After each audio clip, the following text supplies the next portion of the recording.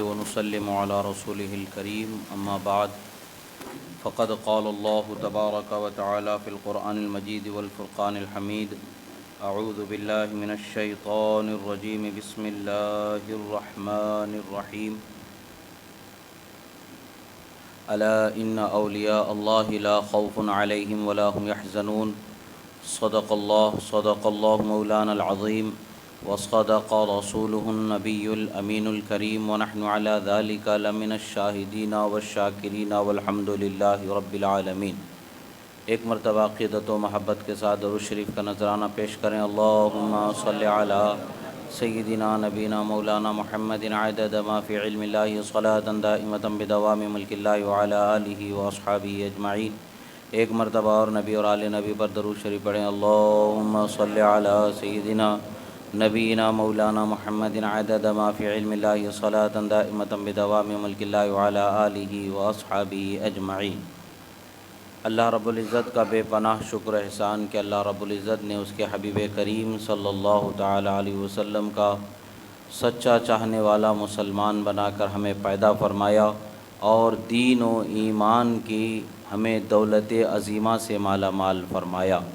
اللہ کا کروڑا کروڑ شکر و احسان کہ اللہ تعالیٰ نے ہمیں اس کے محبوب بندوں کی محبت بھی نصیب فرمائی اور محبوب بندوں سے عقیدت و وابستگی کو بھی اللہ تعالیٰ نے وابستہ فرمایا۔ اللہ تبارک و تعالیٰ نے دنیا کے نظام کو روحانی طور پر اپنے اولیاء کے سپرد فرمایا ہے۔ اولیاء اللہ کی برکتوں سے دنیا کا روحانی نظام جاری و ساری ہے اور قیامت تک کے انہی اولیاء اللہ کے وجود کی برکتوں سے یہ روحانی نظام قائم رہے گا۔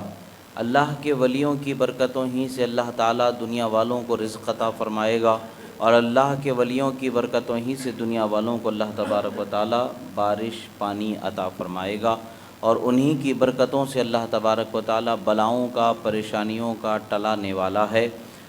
اس کا ذکر احادیث مبارکہ میں بھی ملتا ہے اور اللہ تبارک و تعالیٰ کی رحمت کا ایک حصہ بھی عقلی طور پر سمجھ میں آتا ہے کہ اللہ تبارک و تعالیٰ اپنے محبوب بندوں کے صدقے میں معاف فرما دیتا ہے، گناہ گاروں کو بخش دیتا ہے، گناہ گاروں کے گناہوں کو بھی معاف کر دیتا ہے، پھر ان کے درجات بھی بلند و بالا فرما دیتا ہے۔ یہ محبوب بندوں کی شان ہوتی ہے کہ محبوبیت کے مقام پر جو فائز ہو جاتا ہے اس کے طفیل میں اللہ تبارک و تعالیٰ اوروں پر کرم فرما دیتا ہے۔ یہ اللہ کے ولیوں کی ہی برکتیں ہیں کہ اللہ تعالیٰ نے آج ہمیں دولت ایمان سے مالا مال فرمایا، ورنہ ہمارا ملک، ہمارا شہر، ہمارے بلاد تو اس طریقے سے عربستان سے ہزاروں میل کی دوری پر زندگی گزارتے نظر آتے اس ملک کے رہنے والے، مگر پھر بھی ہدایت کا وہ عظیم سرچشمہ جو ان ممالک عجمیہ میں جاری و ساری ہے یہ اللہ کے ولیوں کی برکتوں ہی سے جاری ہے۔ اگر اللہ کے ولی کا وجود نہ ہوتا تو ہدایت اس قدر یہاں عام نہیں ہوتی۔ اللہ نے یہاں ہدایت کو عام کرنا چاہا تو اپنے محبوب بندوں کو ولیوں کے ان درمیان میں بھیج دیا اور ان کی تعلیم، ان کی تبلیغ، ان کے اخلاق، ان کے کردار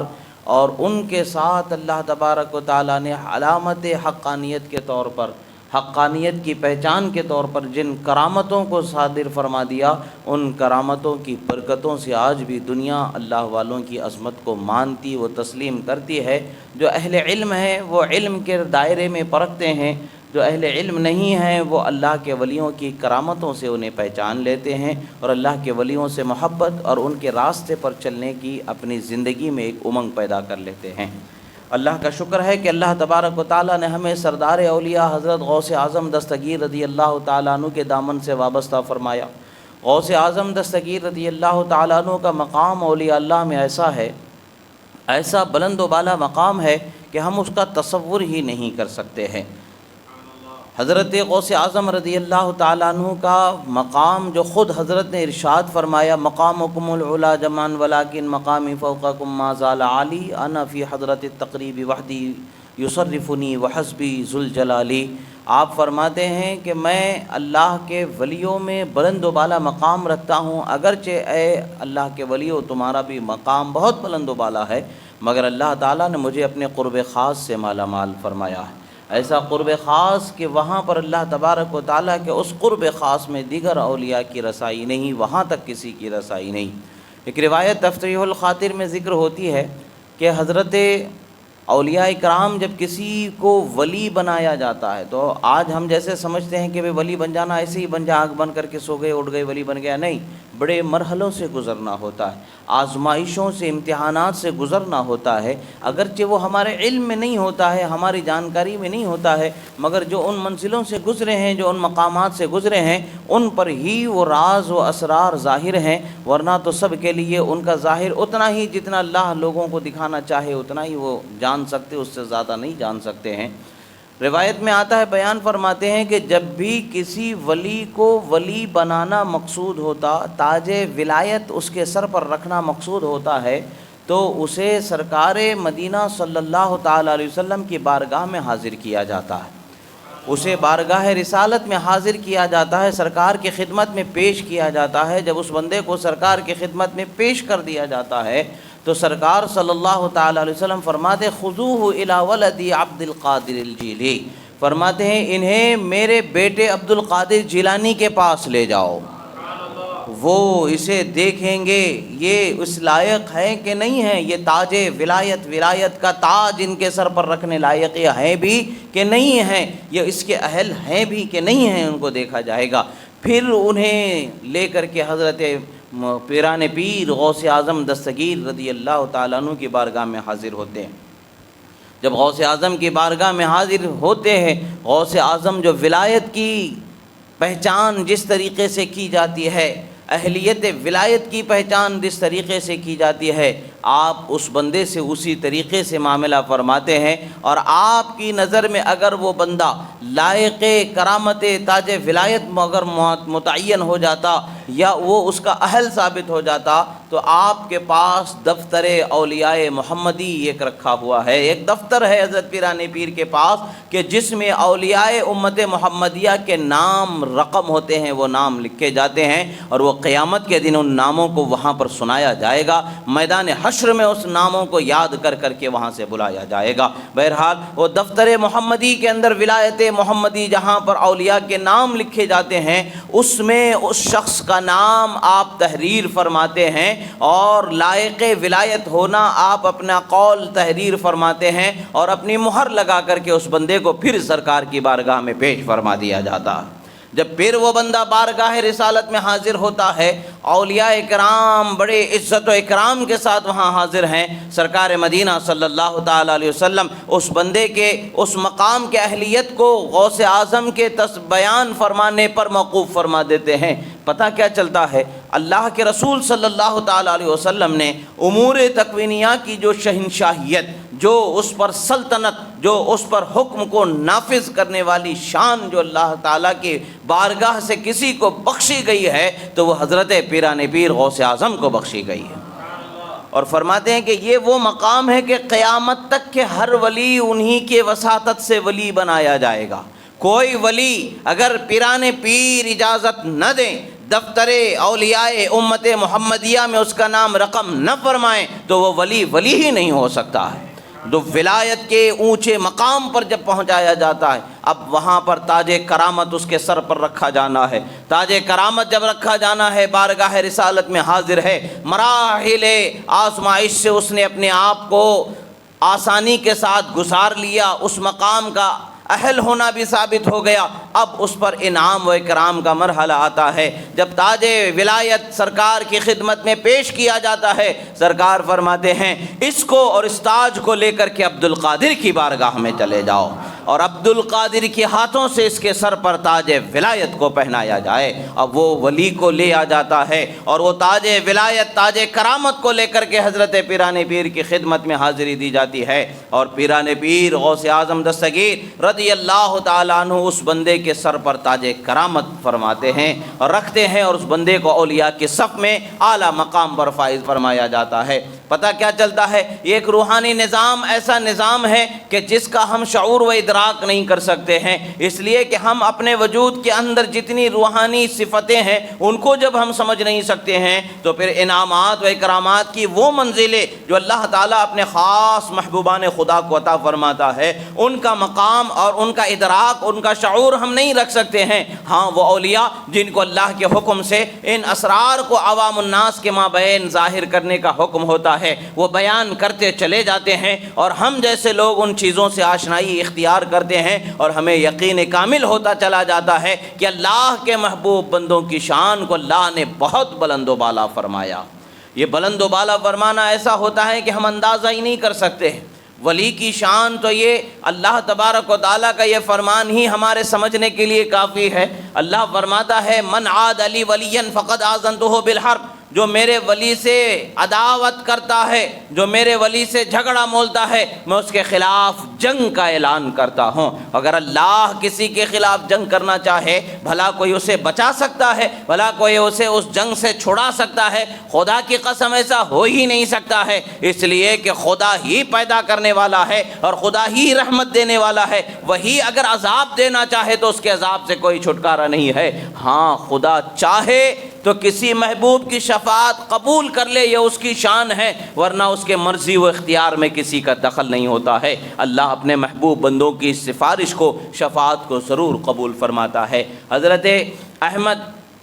گنج بخش علیہ الرحمت و رضوان ایک جلیل القدر ولی کامل گزرے ہیں۔ اپنے مرشد حضرت امام المغربی علیہ الرحمت و رضوان کے بارگاہ میں وہ حاضر ہوا کرتے تھے اور ان سے آپ اکتساب فیض کیا کرتے تھے، اور آپ سیر اللہ کی منزلوں کو ان کی صحبت میں، ان کی معیت میں، ان کی رہنمائی میں تکمیل فرماتے ہوئے آپ اس مقام پر پہنچ گئے کہ اب آپ پر انعام و اکرام کے تاج کو سجایا جائے۔ آخر کار جب انہوں نے مراحل اولیاء سے متعلق اپنے مربی اور اپنے شیخ کامل سے استفسار کرنا شروع کیا، پوچھنے لگے کہ حضور غوث کا مقام کیا ہوتا ہے، غوثیت کیا ہوتی ہے، غوثیت کا وہ اعلیٰ مقام کیا ہوتا ہے؟ آپ بیان فرماتے چلے جاتے ہیں مقام غوثیت وہ مقام ہے کہ اللہ تبارک و تعالیٰ کائنات پر جو ساری رحمتیں عطا فرماتا ہے اسی واحد شخصیت کے وجود سے ہی وہ ساری برکتوں کو اللہ تعالیٰ جاری فرماتا ہے۔ نعمتوں کا، انعامات کا، اکرامات کا وہ مقام غوثیت کا مکمل ذکر فرماتے رہے، اور پھر فرمایا کہ اس مقام پر کون فائز ہیں؟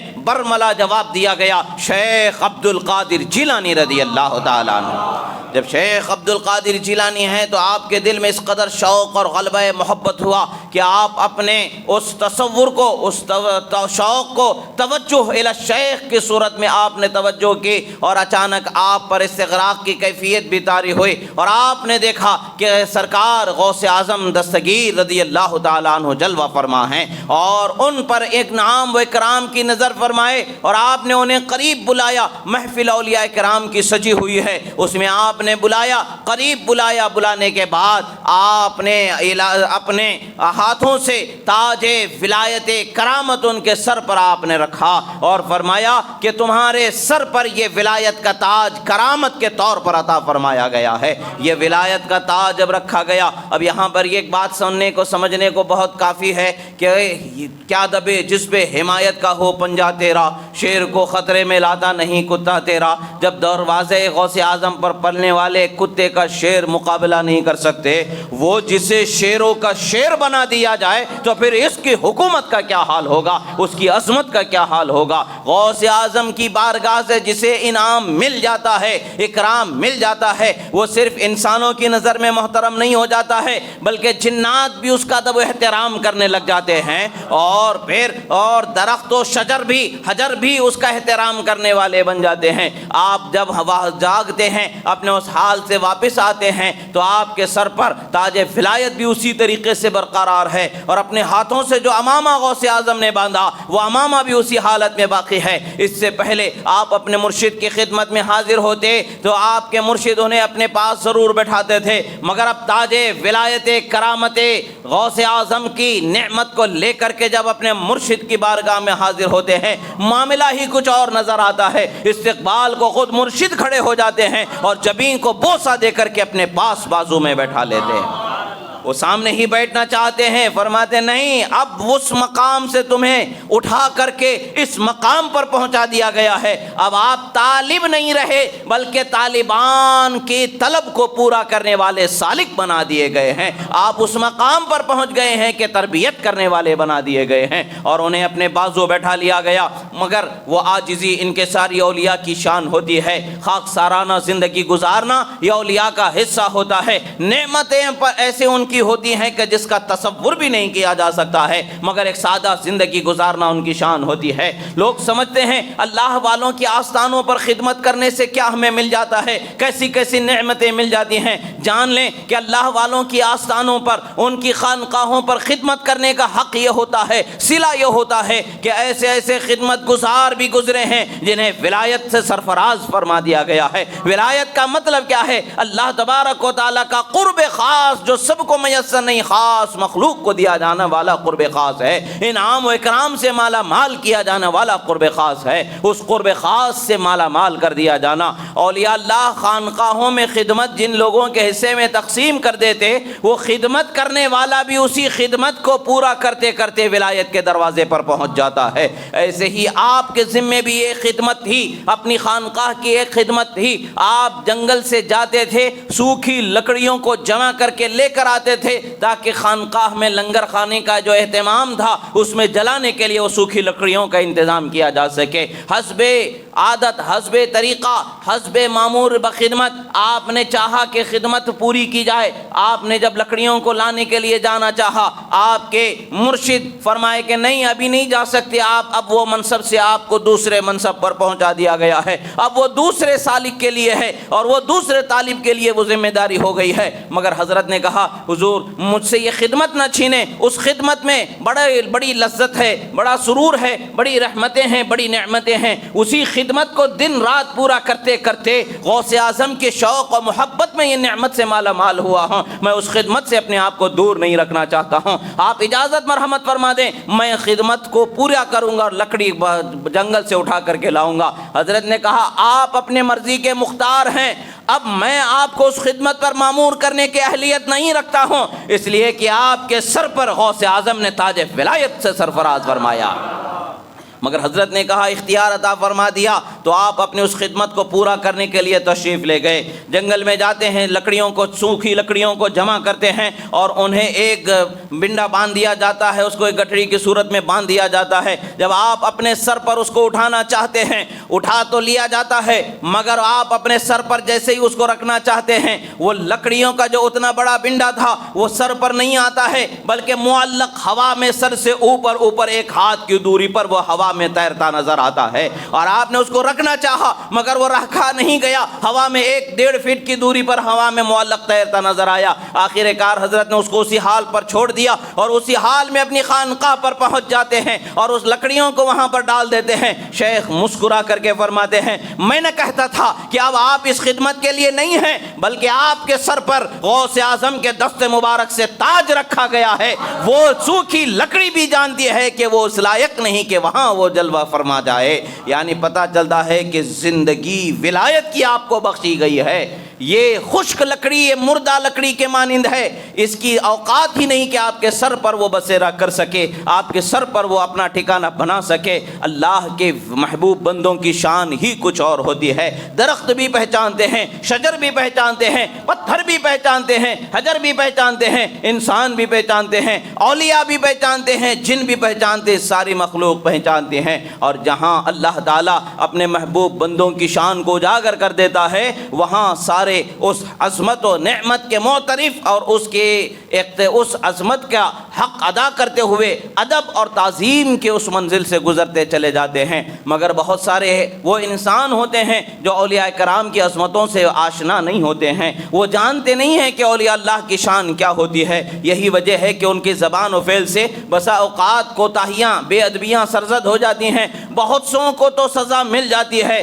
بہت سو کو قیامت پر موقوف کر دیا جاتا ہے۔ دنیا میں کسی کو سزا نہ ملنا اس کے صحیح ہونے کی دلیل نہیں ہے، بلکہ آخرت کی سزا دنیا سے بھیانک سزا ہوتی ہے، اور دنیا میں سزا مل جانا وہ اس کے لیے سزا کے کم ہونے کی دلیل ہے۔ اگر دنیا میں کسی کو اس کی غلطی پر سزا نہیں ملی ہے تو آخرت میں ضرور سزا ملنے والی ہے، اور وہ سزا کا ہم اندازہ بھی نہیں لگا سکتے کہ کیسے سخت ترین سزا ہو سکتی ہے۔ اللہ کے رسول صلی اللہ تعالی علیہ وسلم کے زبانی جو حدیث قدسی فرمان خدا ہمارے سامنے آیا وہ یہی ہے کہ اللہ کے ولیوں سے عداوت کرنے والا، دل میں ان کی نفرت پیدا کرنے والا خدا کا دشمن ہوتا ہے، اور جو ان سے محبت کرنے والا ہوتا ہے وہ خدا کا محبوب بندہ ہوتا ہے۔ اس لیے کہ ولیوں سے محبت کرنا یہ سنت خدا بندی ہے۔ اللہ ان سے محبت فرماتا ہے تو ہم ولیوں سے محبت کیوں کرتے ہیں؟ اس لیے کہ خود خدا ان سے محبت فرماتا ہے۔ بخاری شریف کے حدیث سے اس کا ثبوت واضح طور پر ثابت ہے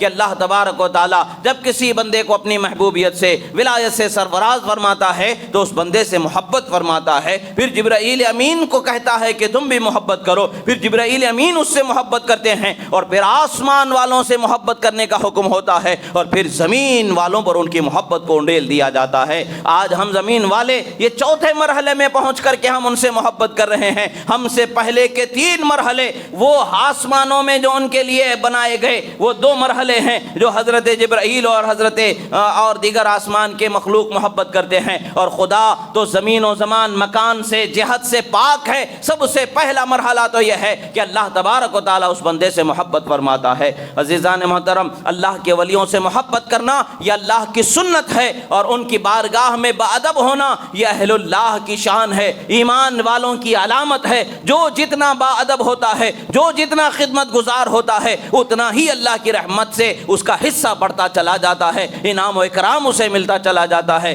اولیاء اللہ کی بارگاہوں میں اپنے آپ کو، اپنے ذہن کو، اپنے فکر کو سنبھال کے رکھنا چاہیے، اس لیے کہ ایک بال برابر بھی اگر گستاخی ہو جائے، اللہ کو وہ پسند نہیں ہے کہ اس کے محبوب کو کوئی برا بولے، اللہ کو یہ پسند نہیں کہ اس کے کسی محبوب کی شان میں بے ادبی کر دی جائے۔ اللہ تبارک و تعالیٰ اگر ناراض ہو جائے تو نہ دنیا ہماری سنبھل سکتی ہے، نہ آخرت ہماری سنور سکتی ہے۔ دنیا و آخرت کو سنبھلنا اور سنورنا اگر مقصود رکھتے ہیں تو اللہ کے محبوب بندوں کے ساتھ ادب اور احترام کا دائرہ رکھنا ہے۔ ہاں، اللہ کے ولیوں سے محبت اسی لیے کی جاتی ہے کہ وہ اللہ کے محبوب بندے ہیں، اور اللہ تعالیٰ ان کے طفیل سے وہ اسباب، اللہ نے اسباب میں کا سب سے بڑا ایک سبب بنا دیا گیا ہے نزول رحمت کا، ان کے وجود کو، تو اس سے وابستگی رکھتے ہیں، محبت رکھتے ہیں، اور وہ ہمارے اور رب تعالیٰ کے درمیان ایک وسیلہ اور ایک شفیع کی حیثیت رکھتے ہیں۔ الحمدللہ، اللہ تبارک و تعالیٰ نے اہل ایمان کے دلوں کو روشن رکھا ہے، ان کی نظروں کو روشن رکھا ہے، حق اور باطل کی پہچان کو واضح رکھا ہے۔ یہی وجہ ہے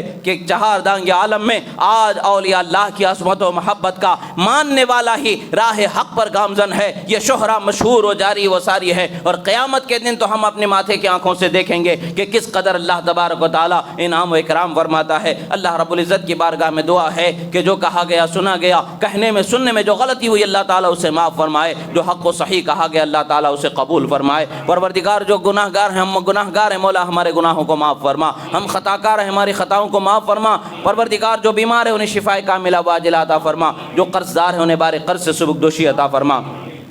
پروردگار جن کے گھروں میں جوان بیٹے بیٹے بھائی بہن غیر شادی بیٹے بیٹیاں بھائی بہن غیر شادی شدہ ہیں، ان کے شادیوں کے اسباب مہیا فرما، ان کا بہتر و تابندہ مستقبل فرما۔ تمام مومنین مومنات کے رشتے ازدواج میں محبت مودت شفقت رحمت عنایت عطا فرما۔ دنیا میں جہاں کہیں بھی ظلم ہو رہا ہے مولا ظالموں کو نیست و نابود فرما، مظلوم مسلمانوں کی مدد فرما، بیواؤں یتیموں بے سہاروں کی بچوں کے اسباب سہارے کفو نگہبان و نگران مہیا فرما۔ پروردگار ہمارے ملک میں امن امان چین سکون سلامتی عطا فرما۔ اقول قولی ھذا استغفر اللہ لی ولکم ولسائر المؤمنین وما علینا الا البلاغ المبین برحمتک یا ارحم الراحمین۔